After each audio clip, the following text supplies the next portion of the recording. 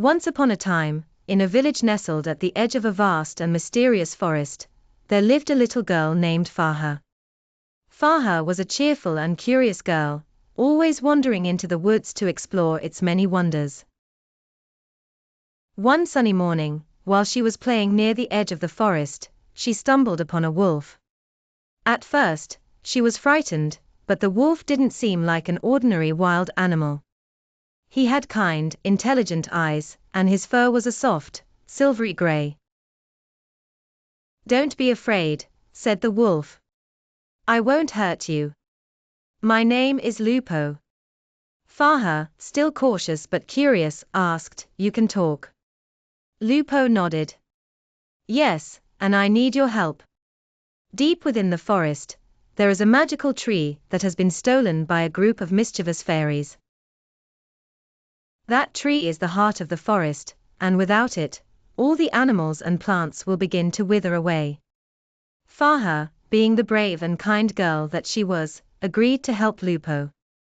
She couldn't bear the thought of the beautiful forest dying. So, they set off together on their adventure. As they walked deeper into the forest, the trees grew taller and the shadows longer. The air was filled with the songs of birds and the rustling of leaves.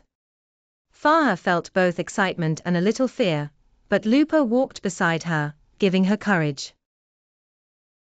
Soon, they came across a sparkling river.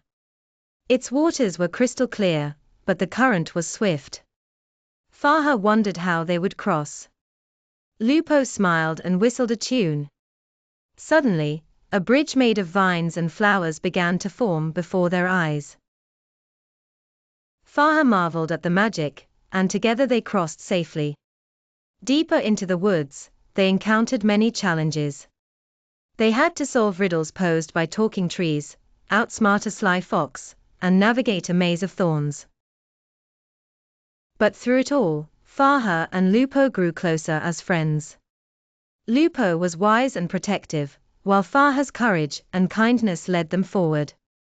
Finally, they reached a clearing where the fairies had hidden the magical tree. The fairies were mischievous and playful, fluttering about like sparkling lights. They didn't want to give the tree back, but Farha approached them gently. "Why did you take the tree?" she asked.